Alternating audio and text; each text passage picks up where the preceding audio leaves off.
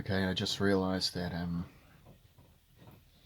the hiatus that we just took was in the middle of reading this book. So I still don't really have like a recording studio, so the sound quality is going to suffer a bit. But anyway, I want to finish it, so let's get into it.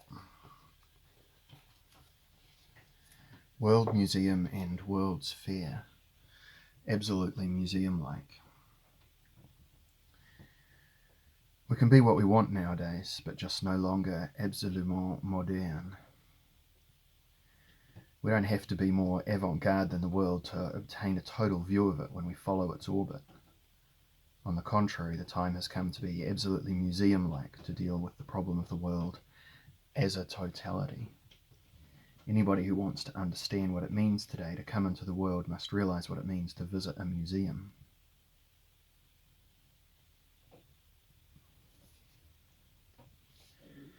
Museum nausea and world dizziness. The museum as the preschool of world estrangement.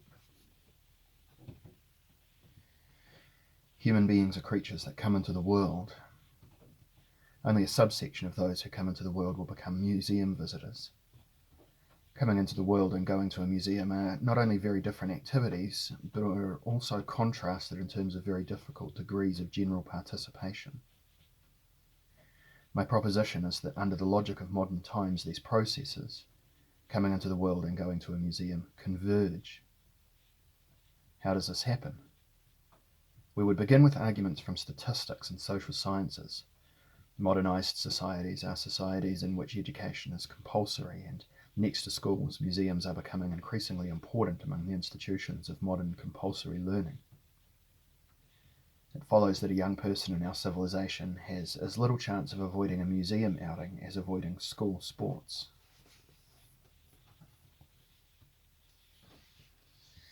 Learning imperial foreign languages and calculating percentages. Coming into the world ends up with going to school. This is a statement that no longer sounds exaggerated to us. In our part of the world, school has become so inevitable and so ubiquitous that living and going to school have had to develop synonymously. School is a metaphor for the world, and life has a direct illuminating effect in a society in which schools stand on every corner as institutions of cognitive capital. When people talk about lifelong learning, the eternal pupil inside us nods knowingly from personal experience. Something comparable exists nowadays in terms of museums. Even if the museum as a metaphor for the world still sounds rather precious and is frowned on as a metaphor for life. Who would ever admit not only that human beings drag themselves through an exhibition now and then, but also that the process of coming into the world could resemble a museum visit in the first place? Has historicization left us in poor shape, in such poor shape that museums have advanced in our lifetime to become an absolute metaphor, similarly to the way that the labyrinth, the theatre, the house, the book, the school, and the spool have become indispensable words in our world picture? In that case, well, how should I argue if I want to explain that talking about the world as a museum is more than a foam bubble in metropolitan chit-chat, that it actually represents a rhetorical figure of value in the context of the history of civilization? Well, let us speak openly. If the museum is accepted as an expression for the totality of the world or a world feeling, it means we are in the terrain of Gnosticism. The museum is a neo-Gnostic world metaphor that first appeared with the concept of necessity during the self-completion of modernity, and has consistently gained plausibility since then. People who use this metaphor are infecting our feeling about the world in general with an easily understandable and specific museum nausea, and are naming the strange totality they live in after the museum, the best known model of alienation in the culture. The word, museum, can be used as an attack on most of the content of life today, which is indifferent, half-dead and random. At the same time, the word museum hints at the tragedy of the objective spirit and heightens suspicion that the past is always more powerful than the present. and that life never really matches up to what has already been lived.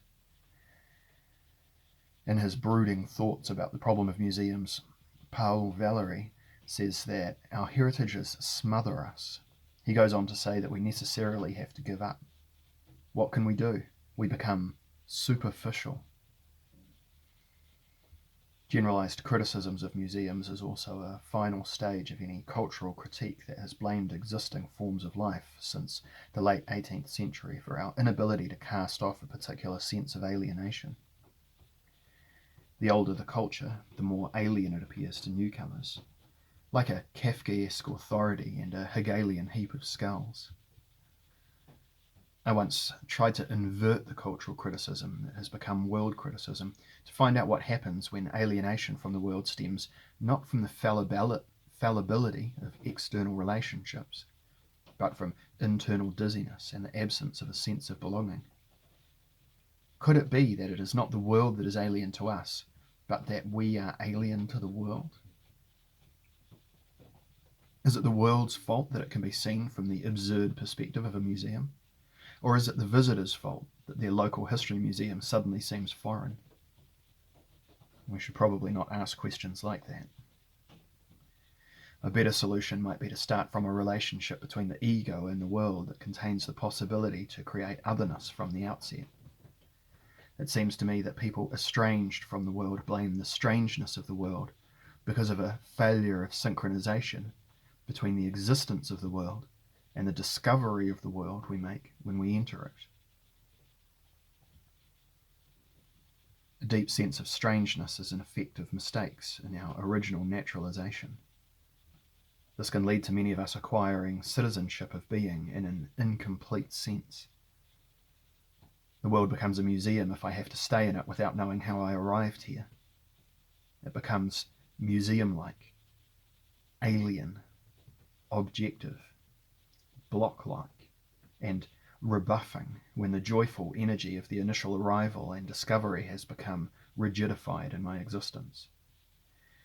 When the continuum of permanent birth is broken, it inexorably gives the impression that the world seems to have been there before us forever, as the oldest prearranged setup in the world, a miserable fait accompli, devoid of light.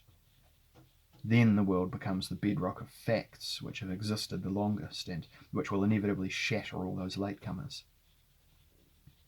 It must appear to us as the immense sum of the stored past that has not passed, and our present life, which has arrived much too late and is limping along behind, finds it impossible to keep up.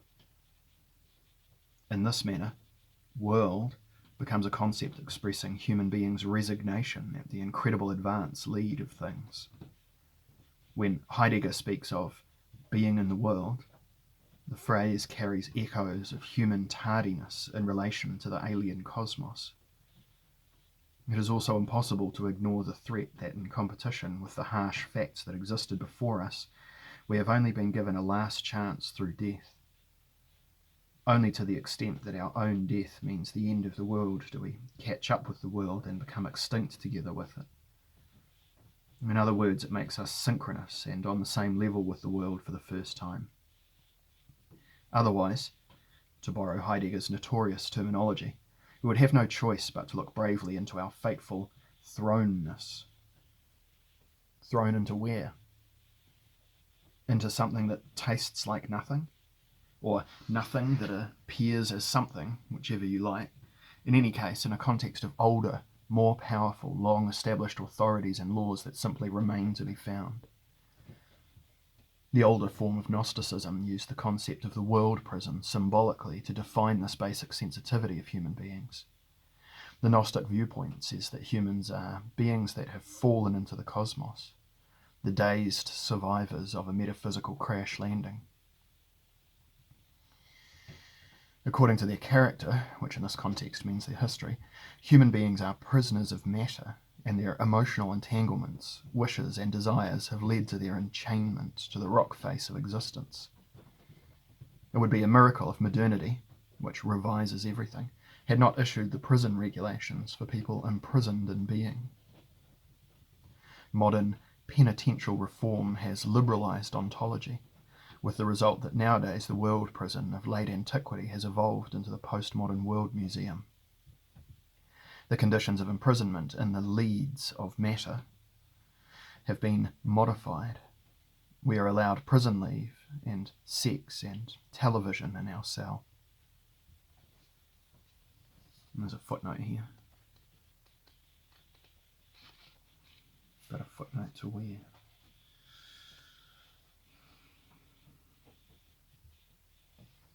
The lead. Okay, so the footnote is for the lead. Translator's note. The Leads was an 18th century prison directly under the roof of the Doge's palace in Venice. The name comes from the lead roof tiles of the palace. The leads. Okay. The conditions of imprisonment in the leads of matter have been modified. We are allowed prison leave and sex and television in our cell. Our transcendental homesickness has become a kind of cultural unease, and our hatred against the created and completed world for being full of bad things has turned into a lack of respect for the classics, and determination to use new writings against the old established texts, if not to render them unwritten, at least to shake them up, distort and parody them.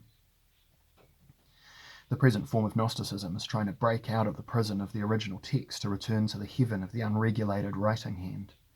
The impatient psychotics among us want to slough off the old skin of the world and risk direct ascension to heaven.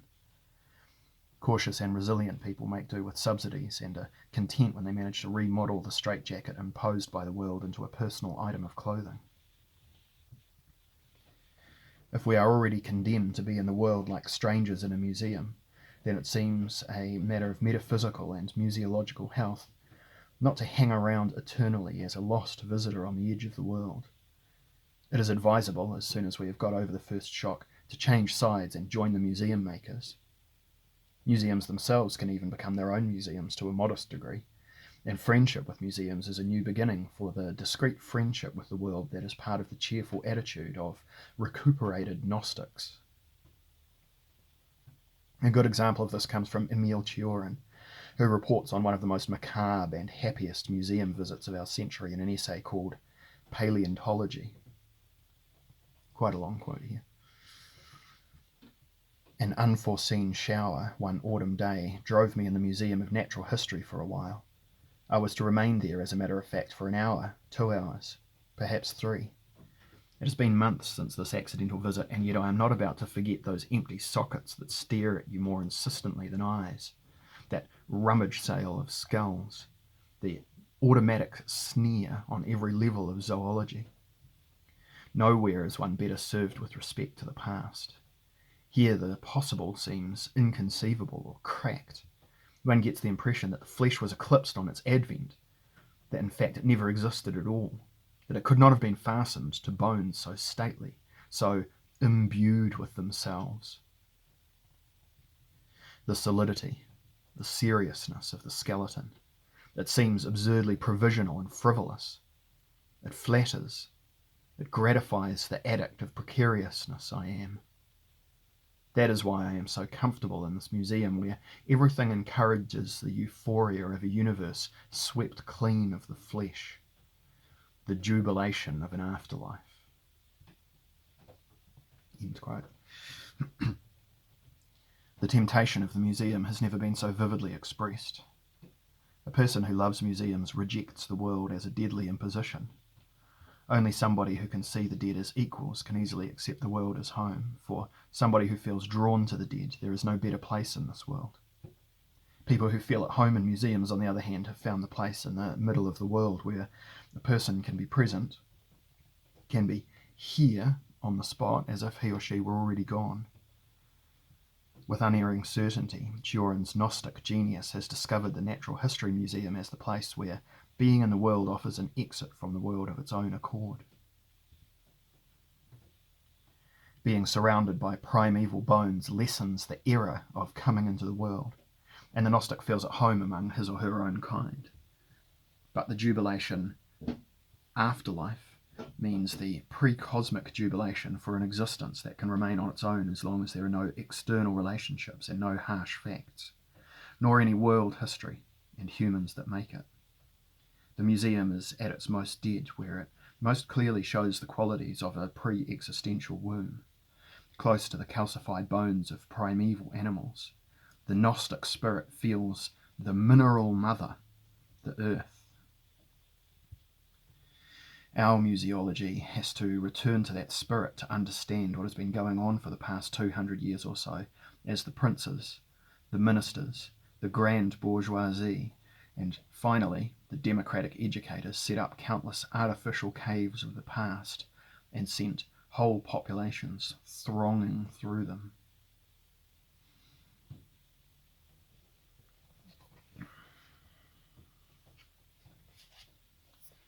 Well,